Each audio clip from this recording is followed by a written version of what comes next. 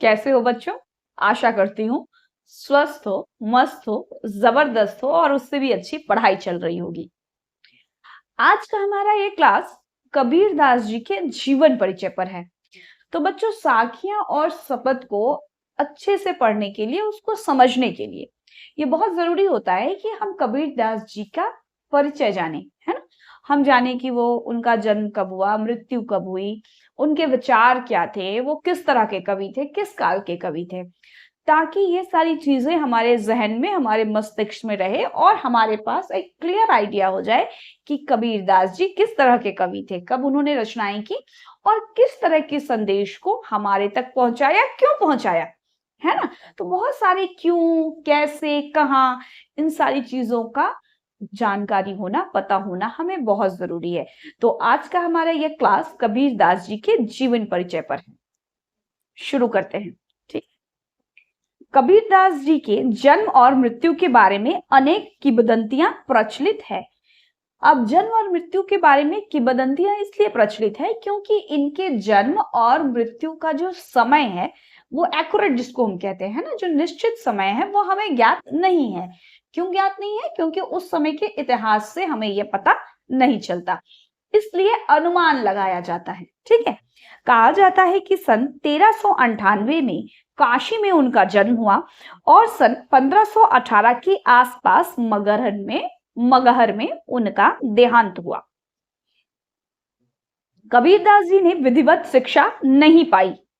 अब ये विधिवत शिक्षा क्या होती है? तो विधिवत शिक्षा मतलब एक सिस्टमैटिक जो एजुकेशन है, लाइक आप कहीं भी गुरुकुल में, स्कूल में, पाठशाला में कहीं भी पढ़ते हैं तो एक सिस्टम होता है ना। जैसे आप पहले एडमिशन जब करवाते हैं, आप नर्सरी में होते हैं, फिर आप एलकेजी में जाते हो, यू में, 1 में, 2 में, देन फिर वो लाइक क्लास 10, 9, 10, इस तरह से हम जब जाते हैं, ठीक है, तो उसको विधिवत शिक्षा कहते हैं। तो अर्थात कबीरदास जी कभी भी पाठशाला या गुरुकुल कह सकते हैं नहीं गए, वहां उन्होंने विधिवत शिक्षा नहीं पाई, परंतु सत्संग, पर्यटन तथा अनुभव से उन्हें ज्ञान प्राप्त किया।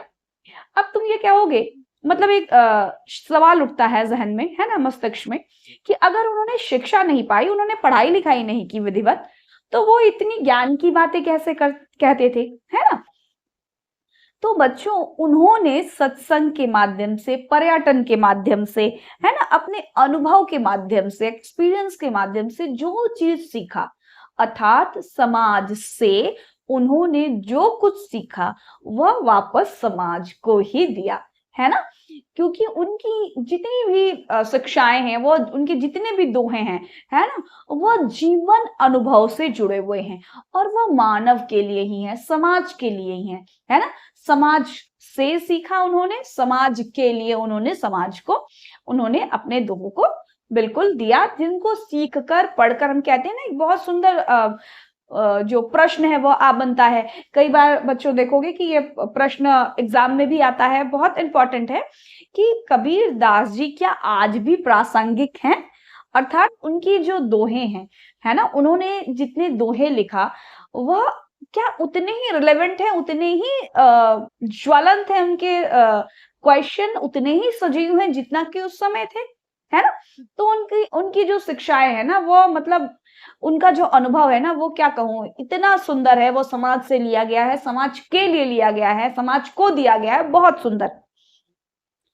अब बात आते हैं भक्तिकालीन निर्गुण संत परंपरा के प्रमुख कवि कबीर की रचनाएं मुख्यतः कबीर ग्रंथावली में संग्रहित हैं। अब भक्तिकालीन निर्गुण संत परंपरा के कवि थे ये, ठीक है। भक्ति काल क्या है? भक्ति काल मतलब साहित्य में कह सकते हैं, हिंदी साहित्य में 4 काल है, 4 कालों में विभक्त किया गया है। इसलिए किया गया है बच्चों, ताकि हमें पढ़ने में सुविधा हो सके, या कवियों को भी लिखने में, बहुत सारी चीजें हैं इसके लिए। फिर अगर एक हम वीडियो बना लें कि क्यों लिखा गया, हिंदी साहित्य का इतिहास को क्यों विभाजित किया गया, तो उसमें एक क्लास क्या, मुझको लगता है कि काफी समय निकल जाएगा, तो आपको उतने डीप में जाने की जरूरत नहीं है। हाँ, यह समझने की जरूरत है क्लास 9 के बच्चों को कि भक्तिकालीन कवि कबीरदास जी कहे जाते हैं और भक्ति काल में भी वह निर्गुण संत परंपरा के अंतर्गत आते हैं। अब निर्गुण संत परंपरा क्या होती है बच्चों? भक्ति काल को भी दो भागों में विभाजित किया गया है। ठीक है, एक है सगुण, एक है निर्गुण। तो सगुण जो कवि थे अर्थात भगवान के वह रूप को स्वीकारते हैं, ठीक है, उनकी पूजा करते हैं, उनकी आराधना करते हैं, उनको मानते हैं, अर्थात जिनमें जिनका एक शरीर होता है, एक मोटे तौर पे हम कह सकते हैं, जिनमें आकार प्रकार रूप रंग सब होता है।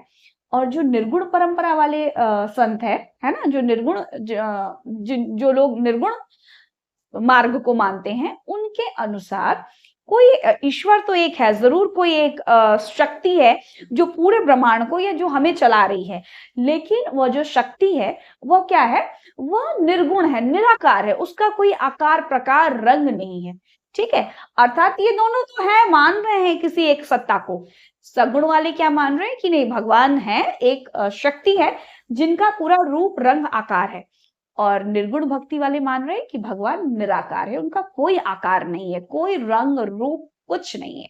ठीक है, तो ये फर्क होता है। तो कबीर दास जी जो हमारे हैं वो निर्गुण संत परंपरा के अंतर्गत आते हैं। कुछ कबीर पंथ में उनकी रचनाओं का संग्रह बीजक ही प्रमाणित माना जाता है। कहते हैं कि कबीर दास जी का जो काव्य संग्रह है वो बीजक है। ठीक है, उसमें ही उनके काव्य संग्रह, उसमें ही उनकी जो कविताएं हैं वह समाहित है। कुछ रचनाएं गुरु ग्रंथ साहब में भी संकलित हैं, मतलब कुछ उनके जो दोहे हैं वो गुरु ग्रंथ साहब में भी मिलते हैं। गुरु ग्रंथ साहब क्या है? गुरु ग्रंथ साहब सिखों का पवित्र धर्म ग्रंथ है।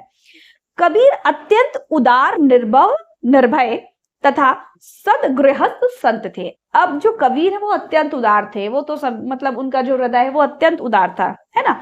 निर्भय तथा सदगृहस्थ संत थे। निर्भय तो डेफिनेटली थे, है ना, जिस तरह से उन्होंने समाज की रूढ़िगत परंपराओं पर लिखा है, पाखंड पे लिखा है, कर्मकांड पर उन्होंने बात करी है।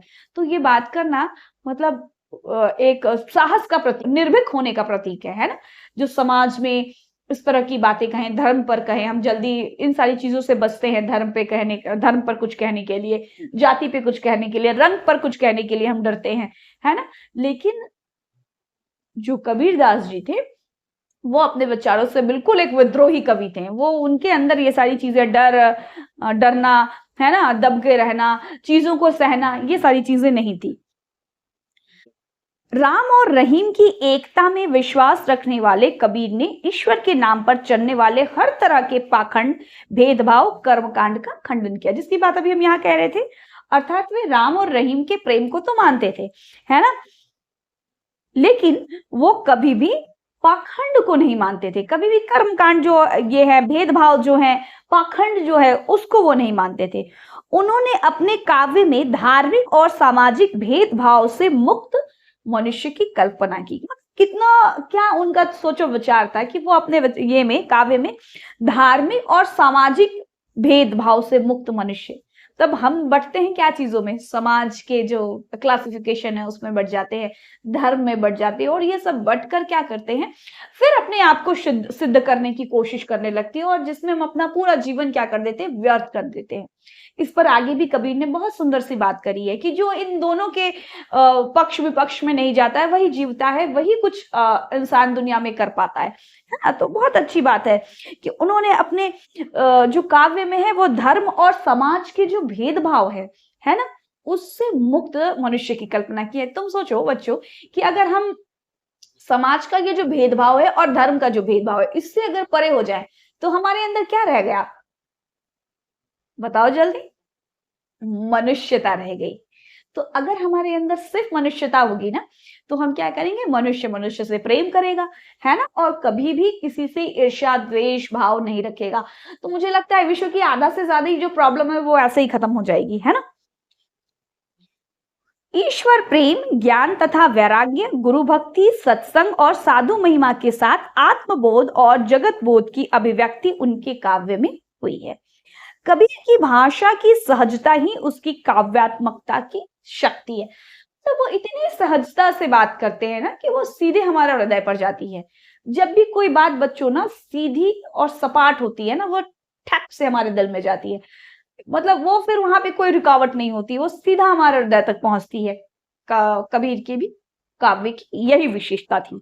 जनभाषा के निकट होने के कारण उनकी काव्य भाषा में दार्शनिक चिंतन को सरल ढंग से व्यक्त करने की ताकत है। मतलब बड़े ही उनकी जो भाषा है, उन्होंने क्या किया है, जनभाषा के निकट की बात करी है, अर्थात उनकी जो दोहे हैं वो जन जन तक पहुंचे हैं इस वजह से, है ना। और जन जन तक पहुंचने की वजह, जन जन अर्थात लोगों तक पहुंचे हैं, है ना, इस वजह से उनका काव्य भी काफी निखरा हुआ है ना। तो ये रहा बच्चों कबीरदास जी का परिचय। नेक्स्ट वीडियो में हम कबीरदास जी की साखियां का सविस्तार वर्णन पढ़ेंगे और सविस्तार समझेंगे उनके दोहों को। तब तक के लिए स्वस्थ रहें, खुश रहें। अगर ये वीडियो पसंद आया है तो इसे लाइक, शेयर और सब्सक्राइब करना ना भूलें। मिलते हैं नेक्स्ट वीडियो में। धन्यवाद।